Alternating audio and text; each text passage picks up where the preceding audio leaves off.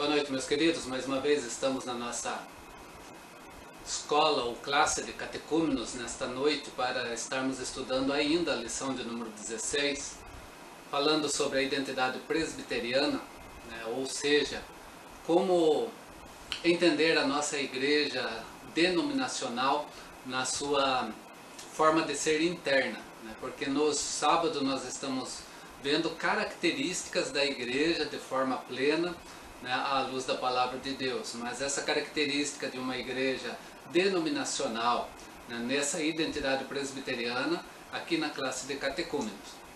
Ainda estamos falando sobre o ministério local da igreja, o ministério da igreja local, a igreja em cada localidade que ela está, em cada cidade, em cada bairro que ela se encontra, mas sem desmerecer a forma de ser da Igreja Presbiteriana do Brasil, que é uma igreja que tem um sentido federativo.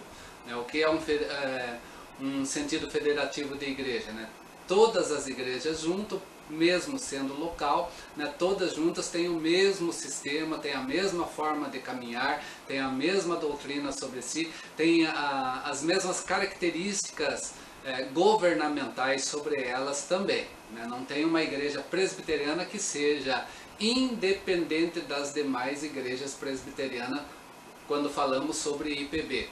Todas estão ligadas, juntos, por uma norma, por um regimento, pela sua constituição. Nós temos aqui o manual presbiteriano, que todas as igrejas devem ter conhecimento e devem seguir os parâmetros que aqui está, porque aqui está todo o nosso governo. O governo da igreja presbiteriana, nesse manual nós vamos ter aqui presente sobre nós, não somente a nossa constituição interna, como nós vamos ter os princípios de liturgia, os estatuto da igreja, regimento interno, tanto do Supremo Concílio, regimento interno da Comissão Executiva, modelos de regimento de sínodos, de estatuto de presbitério, modelo de regimento interno do presbitério, como confeccionar uma ata, como é o regimento interno de uma junta diaconal e o estatuto da igreja local. Padronizado, todas as igrejas presbiterianas do Brasil seguem o mesmo modelo, e todas então devem olhar e se espelhar nesse quesito como identidade presbiteriana, a qual nós estamos inseridos como membros dessa igreja. Quando falamos em ministério na igreja local, então nós dividimos algumas questões aqui de forma mais prática para nós entendermos a forma de ser interna nossa. Semana passada, falando sobre o ministério pastoral, nós falamos sobre aquilo que é função privativa do pastor, que nós vimos lá, segundo o artigo que foi estudado na semana passada. Se você não pegou essa aula, volta para a semana passada, que você vai olhar e entender aquilo que é função privativa do pastor. Mas também o pastor, segundo a Constituição Interna da Igreja Presbiteriana do Brasil, ou CIIPB, possui também atribuições, que está no artigo então 36. Artigo 31 da semana passada, recordando, função do pastor de forma privativa, uma das atividades natural ou característica vocacional, quando falamos em função. Função é isso, uma obrigação a cumprir, que está presente, e essa obrigação pastoral de forma privativa vai estar então no artigo 31 da Constituição Interna. Só para nós lembrarmos novamente, eu vou estar lendo, para nós recordarmos. Quando fala em função, está falando de uma obrigação que deve ser cumprida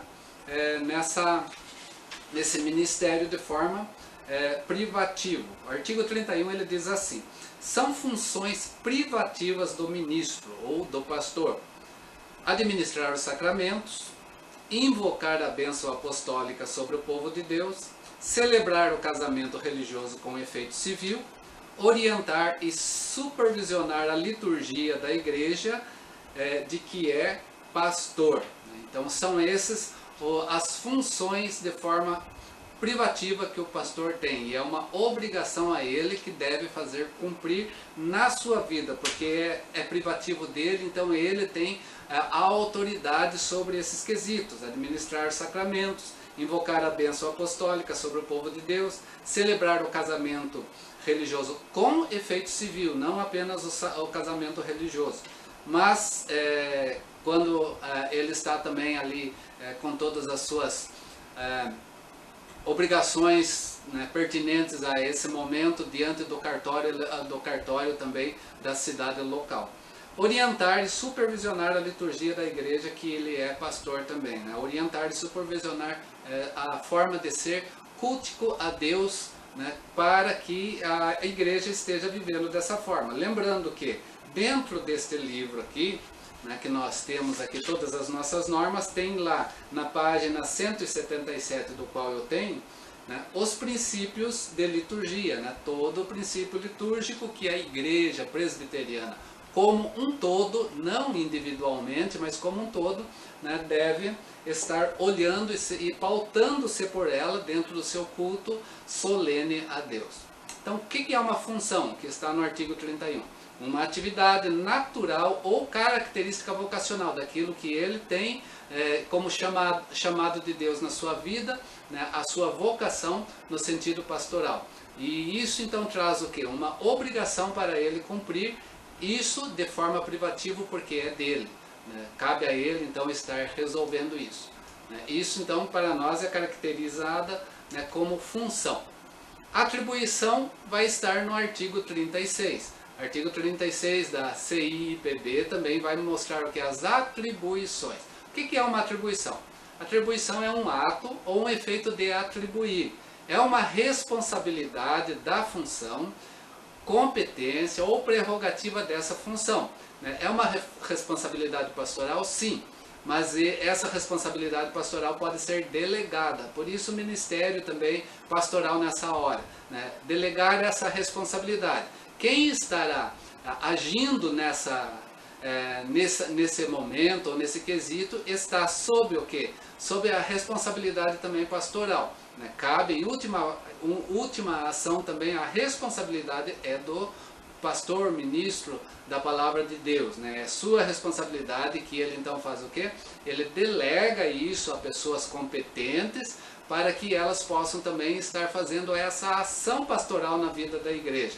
Mas isso não quer dizer que ele lava as mãos nesse sentido, porque ainda é responsabilidade, não é função privativa, não vamos esquecer disso. Lembrando que função é outra coisa, né? Função privativa é aquilo que está inerente a ele, ele não pode delegar a outros, né? Ele não pode delegar essas funções a outros membros da igreja. Agora, na atribuição, ele pode delegar essas funções a pessoas que vão estar o quê? De forma competente realizando.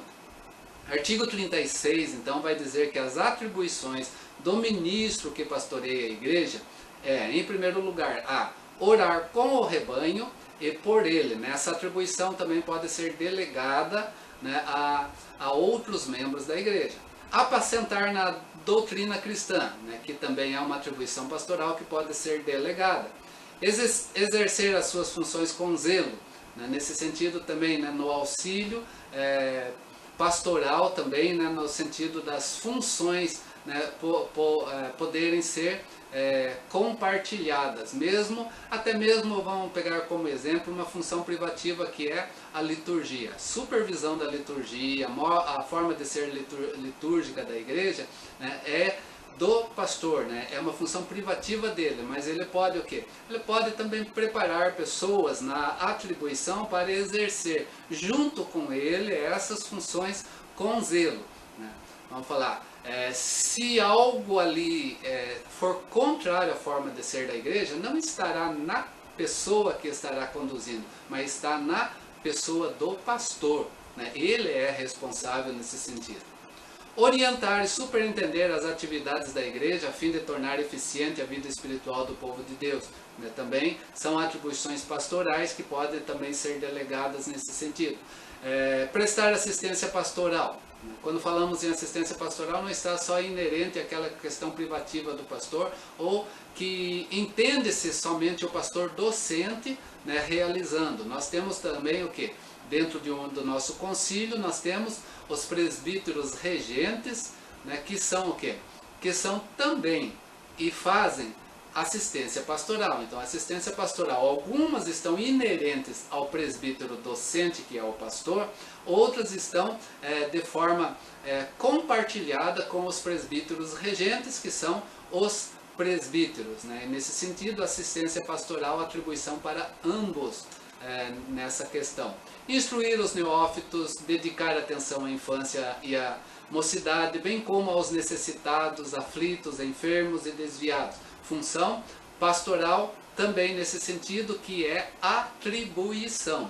Né? Nessa atribuição, né, não necessariamente que somente o pastor ou presbítero docente, mas todo um colegiado de pastor. E quando falamos colegiado de pastores, nós estamos colocando dentro dessa esfera da atribuição também o que?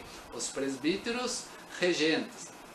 Exercer juntamente, aí entra a parte G também, com os outros presbíteros, o poder coletivo da igreja. Quando falamos aqui exercer juntamente com os outros presbíteros, são os presbíteros regentes, o poder coletivo da igreja é a administração da igreja. Aquilo que semana passada eu estive falando, o pastor dentro do conselho, ele é presidente desse conselho no sentido de abrir e fechar essa reunião para que todas as decisões coletivas, do poder coletivo da igreja, sejam tomadas, né, de forma conjunta entre todos que ali estão. Não é o pastor que manda, não é o pastor que faz, não é o pastor que dita. Ele não é um bispo, não é o sistema episcopal presbiteriano. Ele vai estar trabalhando no colegiado. E no colegiado, quando em concílio, seja no conselho, seja no presbitério, seja no sínodo, seja no Supremo Concílio, ali vai estar sendo trabalhado o poder coletivo de governo em presbíteros, onde o presbítero docente e o presbítero regente, né, estão em igualdade na ação. Assim que nós somos no sistema presbiteriano também. Como falei lá, o ministério da oração. A oração, na oração sincera pelas ovelhas e com as ovelhas, né? Não somente pela, mas com. A oração do justo pode muito em seus benefícios, diz a palavra de Deus. E aí dentro desse ministério pastoral, de atribuição pastoral, pode-se criar também grupos de oração para esse exercício também em desenvolvimento, né, dos dons na vida da igreja também. Logo, um ministério de oração que nós temos. Nós podemos ver aí dentro da SAF. A SAF tem, né, esse ministério, né, de oração, que é o projeto ANA. É um ministério pastoral dentro da igreja? Sim, um ministério pastoral que está sendo exercido no convívio com os filhos, né? E a SAF está lá realizando esse ministério pastoral, né? Que vai estar dentro de uma atribuição pastoral dentro do convívio da igreja. Ministério da doutrinação, né? O pastor, por força do seu ofício, ele é o doutrinador da igreja, porque ele é o presbítero docente. Docente é aquele que ensina, aquele que tem o ensino para si. Para isso ele tem que apresentar algumas condições para ele ser o quê? Esse doutrinador da igreja. Conhecer bem a doutrina da sua igreja, conhecer bem, profundamente a doutrina da Igreja Presbiteriana do Brasil, aceitar essa doutrina à luz das Escrituras sem restrições, né, tudo que essa doutrina traz, né, de acordo com as Sagradas Escrituras, aí sem restrição nenhuma. Né, por quê? Porque nós já temos dentro da nossa Constituição interna dizendo que as Sagradas Escrituras está em primeiro lugar no quesito doutrinal da igreja. Né? Tudo deve ser embasado nela, fora dela não. Né? Vivenciá-las diante do seu rebanho, né? vivenciá-la diante do seu rebanho quer dizer o quê? Ser um pastor presbiteriano do Brasil dentro do seu rebanho. Mesmo que às vezes, vamos falar, o conjunto, mesmo que às vezes o grupo ou a comunidade quer o quê? Um pastor um pouco menos presbiteriano e mais outra denominação. Não, o pastor é presbiteriano, né? E ele precisa vivenciar diante do seu rebanho as atribuições da igreja presbiteriana, conhecendo a sua doutrina, né? Aceitando ela à luz da palavra de Deus, se ela estiver embasada nas escrituras sagradas, né? E não negociando questões que não estão inerentes à forma de ser da identidade da igreja presbiteriana. Ele tem que defender, sim, né, a identidade presbiteriana no exercício das suas funções. Ensinar também essa doutrina de que forma? Com firmeza e convicção. Ele tem que ter firmeza e convicção dentro desse ensinamento. Fortalecer pelo ensino e pela prática a eclesiologia, né, a forma de ser da igreja, a liturgia, a forma de culto da igreja, a disciplina, a forma de ser de vida, de testemunho dessa igreja e o governo dessa igreja.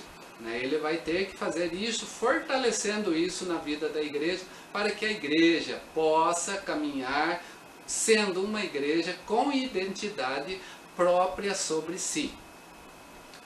Como eu disse, o pastor é o docente, né, dentro da sua comunidade, né, e nós podemos ver isso no artigo 25, que eu gostaria de estar lendo para vocês a parte primeira desse artigo, né, que ele diz assim com relação aos oficiais da igreja. A igreja exerce as suas funções na esfera da doutrina, governo e beneficência mediante oficiais que se classificam em a. Ministro do Evangelho ou presbítero docente. O pastor então é o ministro do Evangelho, ele é o presbítero docente. Depois nós vamos ter presbíteros regentes e diáconos, né, que são aqueles que estão exercendo a função de oficiais na igreja, né, mas há uma distinção entre presbíteros nesse caso, né? O pastor é um presbítero? Sim, mas ele é um presbítero docente por ele ser o ministro da palavra de Deus, né?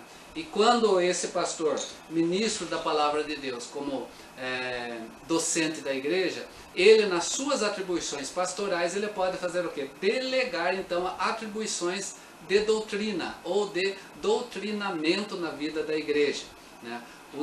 Delegar de que forma? Pessoas que são capazes, pessoas que têm essas características, né, que nós já vimos aqui, né, que conhece bem a doutrina da igreja, que aceita essa doutrina da igreja, que vivencia isso também na vida do seu rebanho, né, que tem firmeza e convicção no sentido de ensinar, fortalecendo, né, mostrando a forma de ser eclesiológica da igreja, entendendo e vivendo a forma litúrgica da igreja, sua disciplina e seu governo, né, pessoas que têm essas características e estão embasadas nela e vivem elas de forma plena, né, o pastor pode fazer o quê?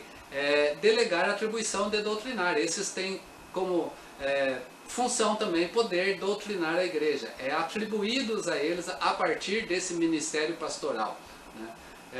Logo, o pastor, como docente, ele deve também selecionar bem quem são os doutrinadores da igreja, para que essas questões que nós vimos anterior aconteçam na vida da igreja de forma plena. Por quê? Porque a IPB, como eu já disse no início, é uma federação de igreja local, né? Voltando lá, o primeiro artigo que nós temos da nossa Constituição, artigo 1º, que diz assim: a Igreja Presbiteriana do Brasil é uma federação de igrejas locais que adota como única regra e prática de fé as escrituras sagradas do Velho e do Novo Testamento. Aquilo que eu disse, em primeiro lugar, as escrituras sagradas. E como sistema, agora sistema expositivo de doutrina e prática. Quando falamos em sistema expositivo de doutrina e prática, entra aquelas questões mais da nossa confissão de fé e dos nossos catecismos, né, que ajudam-nos a entender as Sagradas Escrituras, mas elas não estão em cima ou acima das Sagradas Escrituras. As Sagradas Escrituras estão acima da nossa confissão de fé e dos catecismos maior e menor, ou breve. Né? E rege-se pela sua Constituição. A Constituição da Igreja Presbiteriana também do Brasil, ela precisa estar o quê? Embasada nas Escrituras Sagradas. É uma pessoa jurídica de acordo com a lei do Brasil, sempre representada civilmente pela sua comissão executiva, e exerce o seu governo por meio de concílios, né? Porque nós somos sistemas conciliares, né? Nós temos os nossos concílios, e indivíduos regularmente instalados. Quem são esses? Os presbíteros, nesse sentido, que agem diante dos concílios. Mas a nossa igreja, então, é uma federação de igrejas locais. Né? Federação, então, porque todas, né, têm que viver o mesmo norte, a mesma visão, né, a mesma regra, o mesmo caminho doutrinal sobre si. Assim, então, deve existir o quê? Um consenso doutrinário entre todas elas. Né? É triste ver isso quando a gente vai numa igreja presbiteriana do Brasil local, né, que segue uma forma de ser diferente de outra igreja presbiteriana do Brasil local, diferente de outra igreja presbiteriana do Brasil local. Fere a nossa Constituição, artigo 1º, sobre federação da igreja. Nós precisamos viver o quê? Uma forma coesa doutrinária, uma forma coesa de identidade presbiteriana sobre nós. Se não houver esse consenso, nós somos uma igreja dividida, não somos uma igreja presbiteriana na sua totalidade. Então nós precisamos olhar para isso. Às vezes temos problemas sérios, né, no contexto local por essa questão.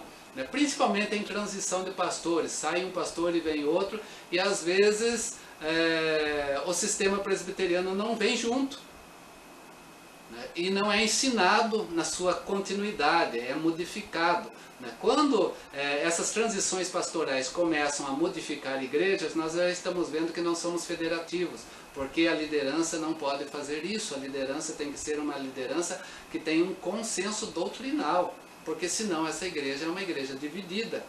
E não podemos deixar esse corpo dividido, porque ele não prospera, diz a palavra do Senhor.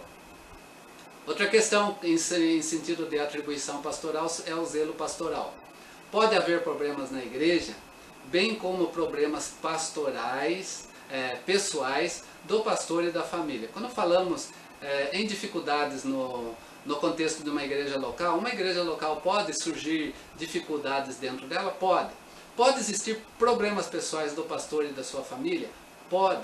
Não somos isentos de problema, porque onde o ser humano está, né, por mais que ainda nós sejamos redimidos e restaurados em Cristo Jesus, ainda o pecado, né, nos assedia, e por assediar às vezes podemos trazer problemas para dentro de nós, e isso é possível acontecer na igreja de forma plena também. Há igreja que às vezes não olham para o problema pastoral, ou o problema do pastor, de pastor e família. O pastor e família tem problema, a igreja não tem. Às vezes tem igreja que não olha para os problemas do pastor. Por quê? Porque é o pastor que tem que olhar para os problemas da igreja, unicamente, é a função dele. Ele precisa olhar para os problemas da igreja. Mas e quando ele tem os seus problemas, quando dentro da sua família há problemas, quem o pastoreará? Às vezes nós temos esse problema dentro da igreja presbiteriana do Brasil também. Por quê? Porque a igreja presbiteriana, às vezes, também local, valoriza o pastor na medida da sua eficiência ou do seu dinamismo para com ela. Mas se essa eficiência e dinamismo, às vezes, está sendo prejudicado por algo que está acontecendo, tanto na sua vida ou talvez dentro do seu lar, né, a igreja, às vezes, não tem olhar para isso. E por não ter olhar para isso, a melhor forma de fazer é o que? Vamos trocar de pastor. Esse é algo comum, às vezes, em algumas igrejas, né? E nesse quesito a igreja não cresce também de forma madura como um todo. Por quê? Porque às vezes a igreja olha para o zelo pastoral simplesmente para si. Né? É aquela questão... Sem jogar de forma pejorativa, que às vezes nós olhamos apenas para dentro de nós mesmos, né? E não olhamos para o que está ao nosso redor, às vezes, que faz acontecer coisas dentro de nós. E por essas questões às vezes pastorais, o pastor é descartado sem muita saudade, né? Principalmente, uma coisa que eu lamento ver isso acontecer ainda dentro do contexto presbiteriano do Brasil, né? Quando o pastor, por adoecer, ele não pode mais exercer a sua função, o que faz a igreja? Descarta-o, né, nesse sentido, ou quando ele envelhece, também ele é descartado. Não há um amparo pastoral de forma plena, e isso eu falo de forma a olhar o que acontece às vezes dentro do contexto da igreja presbiteriana no todo, né? Nós padecemos de olhar para isso, né? O que a igreja normalmente faz é o que? Dar uma placa comemorativa ao pastor, né? Colocando ali honra ao mérito para ele, né? E depois ele segue-se a sua vida, se ele teve o seu INSS pago de forma pessoal, né? Particular. Caso contrário, ele vai ter que procurar outros caminhos para a sua sobrevivência. Por quê? Porque a IPB padece ainda em relação a isso. Isso está lá em cima? Não, isso está nas igrejas locais, e das igrejas locais passa para os seus presbitérios, onde os pastores são membros desse presbitério, passa pelo sínodo e chega até o Supremo Concílio e continua a caminhar de forma plena e larga, isso na vida da igreja presbiteriana do Brasil. Isso é uma tristeza, isso eu posso dizer de forma plena. Eu já vi e conheço pastores que padecem, né, por causa disso. Conheço pastores que as suas esposas, depois que ele adoeceu e envelheceu, tiveram que procurar serviço, trabalho, porque o que ele recebe do INSS não é suficiente para a sua aposentadoria, e o presbitério, e as igrejas locais, e a igreja nacional não olha tão bem para esse momento. Mas as relações pastorais são, no quesito então, olhando para isso, utilitário funcional.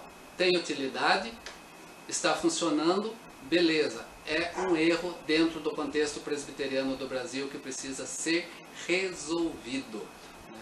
A começar, né, na consciência coletiva local, passando para os concílios.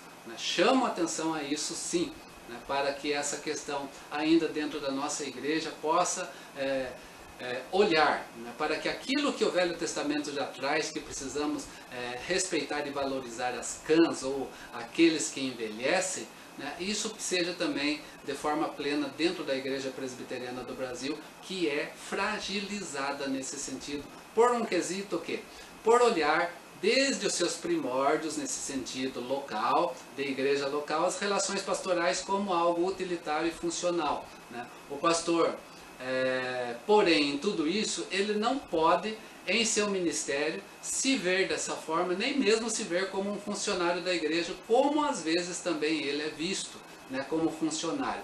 O pastor, ele precisa ter essa visão, e a igreja precisa reconhecer essa visão também, que o pastor é um enviado do Senhor Jesus Cristo, porque ele é o pastor da igreja que envia os seus para servir sem procurar ser servido. Sim, ele precisa olhar para isso, mesmo que as dificuldades futuras vão vir sobre sua vida, sim, mas ele tem que olhar para isso. Isso é zelo pastoral, né? Isso é vocação, isso não é ser funcionário, porque se é ser funcionário, as coisas já mudariam muito rapidamente, né? Dessa forma, o pastor tem que olhar para o seu ministério, né? O ministério no zelo pastoral que ele tem.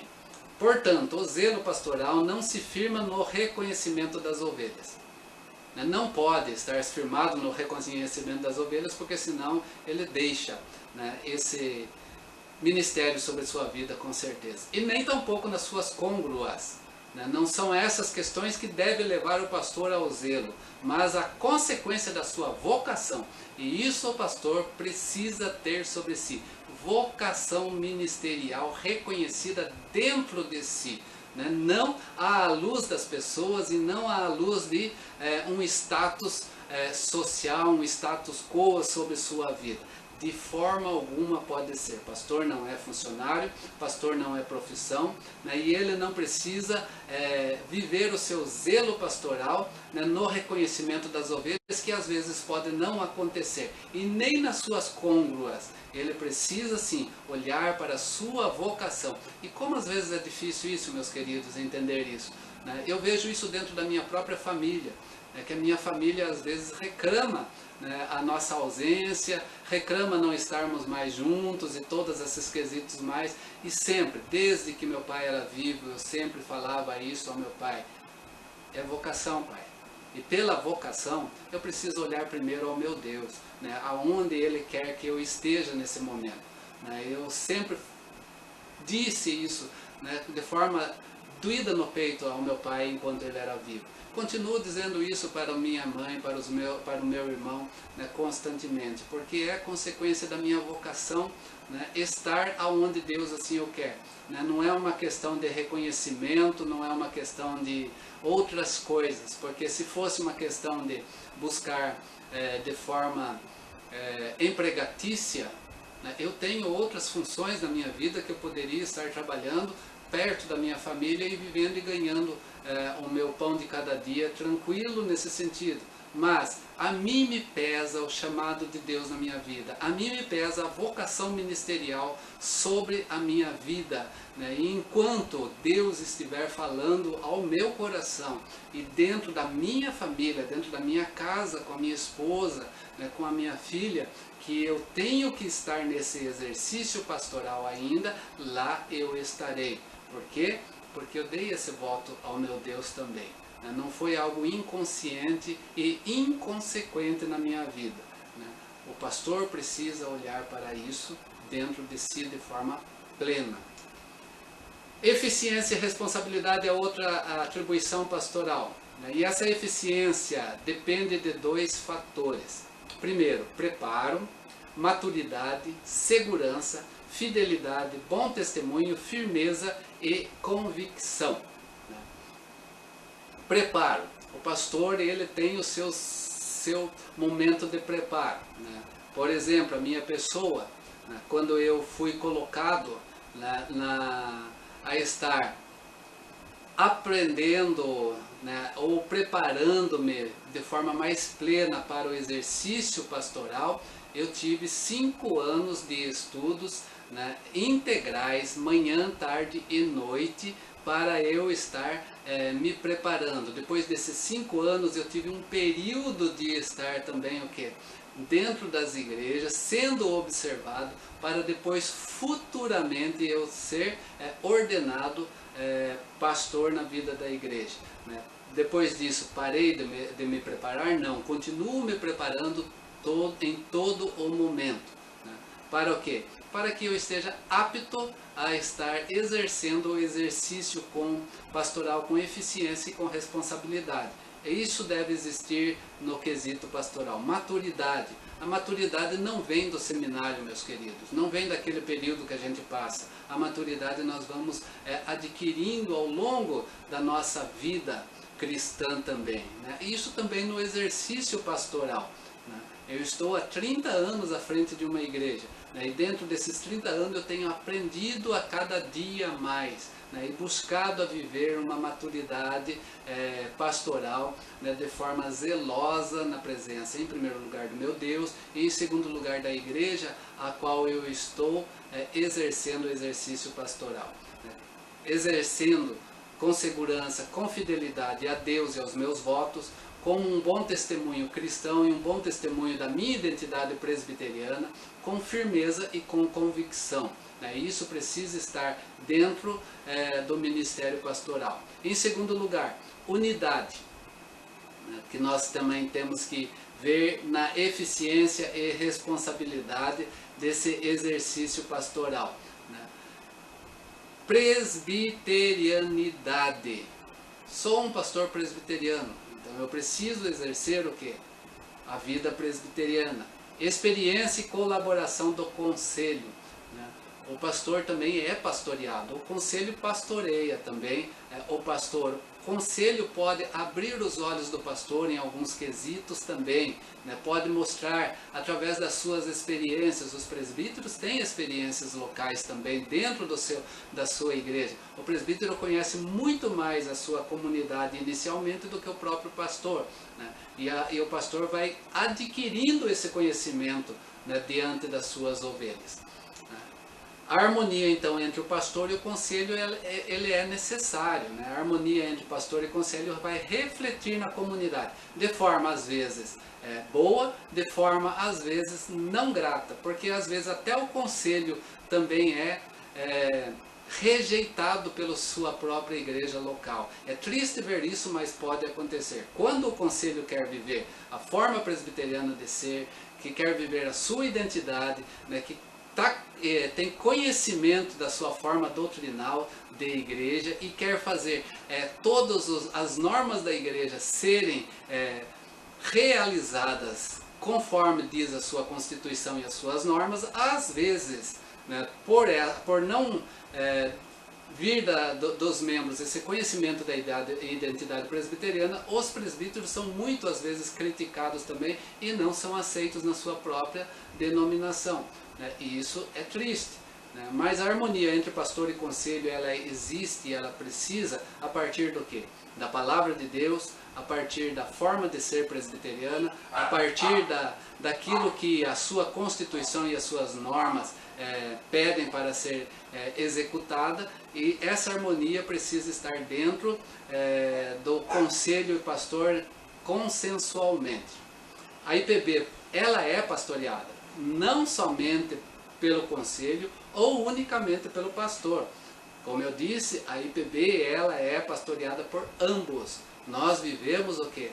Um governo de colegiado, né? O presbítero docente, que é o ministro da palavra ou pastor, e o presbítero regente, que são os demais presbíteros, né? E ambos então fazem o quê? Eles têm uma atribuição pastoral, né? Onde o pastor, né, por ter essa docência sobre si, também auxilia aos demais presbíteros para que eles possam pastorear a igreja de Jesus Cristo também. O ministro docente e os regentes, então, é que unidos apacentam a igreja. A responsabilidade é compartilhada. Colegiado é o nosso sistema, né? Pastor e presbítero. Né? Dentro do conselho não existe pastor e presbítero. Dentro do conselho, presbíteros, né? Docente e regente. Né? O docente vai estar auxiliando nesse sentido da sua docência também, daquilo que ele aprendeu e daquilo que ele tem de conhecimento da forma de ser da igreja, para que junto com os regentes possam governar essa igreja. Os regentes têm toda a administração da sua igreja sobre si, né? Não é o pastor que administra, né? São o conselho administrando dentro dessa unidade, né, que existe então entre docentes e regentes para as responsabilidades compartilhadas então. O pastor não é então nesse sentido o executivo do conselho, ele não executa, né? Ele é co-pastor ou co-responsável com o conselho, numa regência pastoral colegiada, no governo da igreja local. Artigo 36, que eu gostaria de estar lendo para nós entendermos isso. Depois nós vamos ver ela mais para frente novamente. Artigo 36, e a parte G desse artigo. Ele diz assim, o artigo 36. São atribuições do ministro que pastoreia a igreja. Nas atribuições do ministro, olha o que diz o G.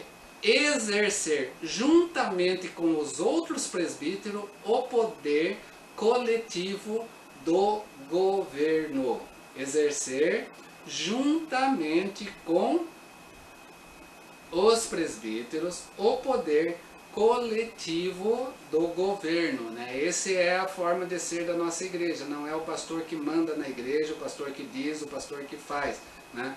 O pastor, artigo 30, diz deles isto: o ministro do evangelho é oficial consagrado pela igreja, representado no presbitério, para dedicar-se especialmente ao quê?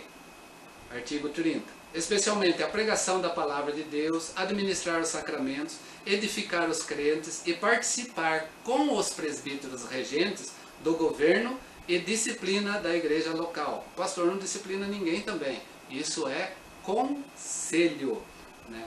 Que junto com os presbíteros regentes assim o faz. Artigo 30. O artigo 50, ele continua dentro desse artigo 36G, orientando um pouco mais, dizendo assim: o presbítero regente, agora falando dos demais presbíteros, é o representante imediato do povo. Ele representa o povo, ele fala e ele age pelo povo, por este eleito e ordenado pelo conselho para, juntamente com o pastor, exercer o governo e a disciplina, e zelar pelos interesses da igreja a que pertence, bem como pelos de toda a comunidade, quando para isso eleito ou designado. O poder do governo da igreja não está só nos presbíteros e nem tampouco só nos pastores, mas ambos juntos. Isso é o exercício pastoral que nós temos também. A igreja às vezes confunde essa realidade ministerial de governo colegiado, né? E faz o quê? Nessa confusão ela responsabiliza o pastor pelos problemas da comunidade, né? Vamos falar, tudo que acontece na igreja de errado é o pastor. Muitas vezes a igreja confunde, por isso ela fala dessa forma. Às vezes o erro não está no pastor, às vezes o erro não está no conselho, às vezes o erro está dentro da própria igreja. Mas, para isentar-se, às vezes é mais fácil nós fazermos o quê? Tirarmos da nossa responsabilidade e colocar sobre o outro, né, esse quesito, né? E nesse sentido também, os presbíteros regentes, eles precisam defender, né, a forma de ser do colegiado, né? Porque o erro, se houver na administração de governo da igreja, cabe a quem? Cabe a ambos, pastor e presbítero regente e presbítero docente. Se o erro não está no presbítero docente e regente, o erro está também na igreja, né? E aí precisa o quê? Do governo e da disciplina na vida da igreja, né? Que está na mão de quem? Do conselho, não do pastor, do conselho. A igreja não pode se confundir em relação a essa realidade ministerial de governo. Nosso governo é colegiado. De repente o pastor tem que trazer uma norma para a vida da igreja que foi dada pelo presbitério. Presbitério é o quê? É um colegiado. E o presbitério, quando toma as suas normas, desce para o conselho da igreja local, que é recepcionado pelo conselho, e aí sim é trazido para a igreja local como norma a ser seguida por todas as igrejas daquele presbitério. Então nós não temos também o que? Nenhuma atribuição fora disso. Tudo é responsabilidade do colegiado, tanto do presbitério, quanto do sínodo, como lá no Supremo Concílio. De repente o Supremo Concílio tomou uma decisão, como nós temos a decisão aí com relação a quesito da vida feminina na igreja. Se eles tomam decisão, as decisões descem aos seus presbitérios, que repassam aos conselhos locais, que faz essa norma ser trazida para a vida da igreja para ser cumprida. Logo, não é ninguém a não ser o colegiado que tomou as decisões, né? Precisamos olhar para isso e entender isso, porque às vezes temos muitas dificuldades que não seria necessária na nossa vida por esses quesitos de não compreender. A responsabilidade maior do pastor é nas funções privativas, que nós vimos ali no artigo 31. Nas demais, os compromissos, as obrigações e os deveres são compartilhados, são atribuições e não funções privativas. Compartilhado com os outros ministros, quando nós falamos em ministério pastoral, que são os presbíteros regentes. Temos também o ministério da edificação dentro desse ministério pastoral. Edificar é mais do que instruir, doutrinar e exortar. O pregador é um profeta, ou ele tem uma voz profética. Ele não vai trazer profecia que não seja aquela que já está dentro da palavra de Deus. Ele não vai trazer nada fora da palavra de Deus. Ele vai trazer algo para edificação da igreja. E nessa edificação, sim, vai ter instrução, vai ter doutrina, vai ter exortação, vai. Mas precisamos entender aí o pregador como uma voz profética de Deus na vida da igreja também. Isso quando das atribuições, a quem compete em primeiro lugar o púlpito, ao presbítero docente. Essas atribuições do presbítero docente, elas são compartilhadas com os presbíteros regentes e podem ser compartilhadas também com membros da igreja aonde eles estão também. Mas a responsabilidade privativa da liturgia é o pastor, e quando falamos em liturgia envolve todo o âmbito de culto a Deus, que vai estar centrado também junto ao púlpito. Isso é privativo do pastor. Nesse sentido, nessa função de zelo do ministério da edificação também, ou ministério pastoral de edificação, o pregador ou aquele que edifica a igreja fala da parte de Deus, transmitindo os oráculos divinos ou a palavra de Deus segundo as Escrituras, nada fora das Escrituras sagradas, comunicando a revelação de Deus e também o munus, que é as suas obrigações, os seus encargos e os seus ofícios que vão estar ali também sendo colocado à frente da vida da igreja. E o pastor então deve dar à igreja segurança e certeza da presença divina pela palavra pregada e dos serviços litúrgicos por questão de função privativa que está nele e por ele ser o quê? Um presbítero docente, ministro da palavra de Deus sobre si. Então, se é atribuição pastoral isso, às vezes os membros da igreja não vão entender e vão achar, às vezes, por a palavra de Deus pegar em algumas questões de forma particular e pessoal na sua vida, que está sendo mandado para eles essa mensagem. Não, não é dessa forma. A mensagem é dada à igreja, para que a igreja seja edificada. E se a mensagem chegou no coração, amém, que ela precisa disso na sua vida. Não é ela se revoltar e querer fechar a voz profética dentro da igreja. Fechar a voz profética dentro da igreja é querer fazer aquilo que falei semana passada, querer fazer o Espírito Santo não falar na vida da igreja. Isso é um pecado na vida de quem assim o faz, e um pecado sério, que precisa ser trabalhado e tratado diante de Deus. Por isso, a palavra pregada dentro dos serviços litúrgicos também precisa trazer o quê? Segurança e certeza da presença divina sobre ela. Num culto, ou um culto com ordem, um culto com decência, conforme 1 Coríntios capítulo 14 vem falar nos versos 30, salvo engano, e 40, ele vem falar que o culto tem que ser com ordem e decência. Esse culto com ordem e decência está diante de uma pregação bíblica fundamentada que traz edificação. Por isso, quando o anjo do Senhor, e quando falamos em anjo que é mensageiros, fala, a igreja se edifica. Quando o anjo do Senhor fala, traz a mensagem do Senhor, não é para a igreja questionar essa mensagem se ela for biblicamente fundamentada, mas é para ela ser edificada ou alimentada por ela. E isso precisa estar presente na vida da igreja. Por isso que o corpo eclesial, em sua dinâmica, compõe-se então de docência, regência e missão. Docência, pastores. Regência, presbíteros. E missão, todos os membros da igreja. Assim é a igreja viva do Cordeiro de Deus, dentro desse ministério pastoral exercido nela.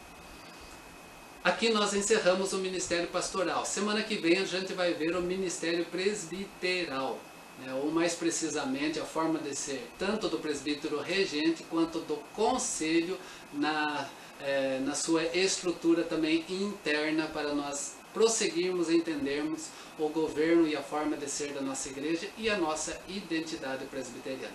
Que Deus te abençoe, espero que tenha compreendido um pouco mais sobre essa questão, principalmente a que nós vimos agora, a questão pastoral, que são este vídeo e o vídeo passado, e semana que vem nós vamos prosseguir para o ministério presbiterial, entendendo esse ministério, e depois nós vamos ver o ministério diaconal na vida da igreja também, entendendo, para que nós compreendamos, né, esses ofícios dentro da vida da igreja, e para que a igreja compreenda de fato a sua identidade, tanto local quanto federativa que ela tem sobre si.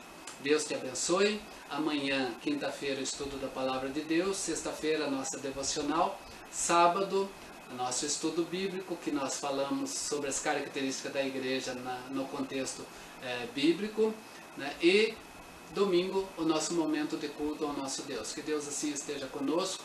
Continue orando em favor da nossa nação, em favor do nosso estado e do nosso município, né? Que houve um crescimento nesse período com relação a essa pandemia, que é preocupante sim também, porque é uma questão social sobre nós, né? E que Deus possa estar nos auxiliando, nos ajudando nesse momento a vencer, né? Para que nós possamos voltar novamente a termos aquela forma de vida que não igual a antigamente, mas pelo menos próxima àquilo, para nós vivermos aqui até que Cristo volte buscar a sua igreja. Um forte abraço deste irmão em Cristo Jesus. Até semana que vem, continuando o nosso classe de catecúmenos. Deus abençoe a sua vida.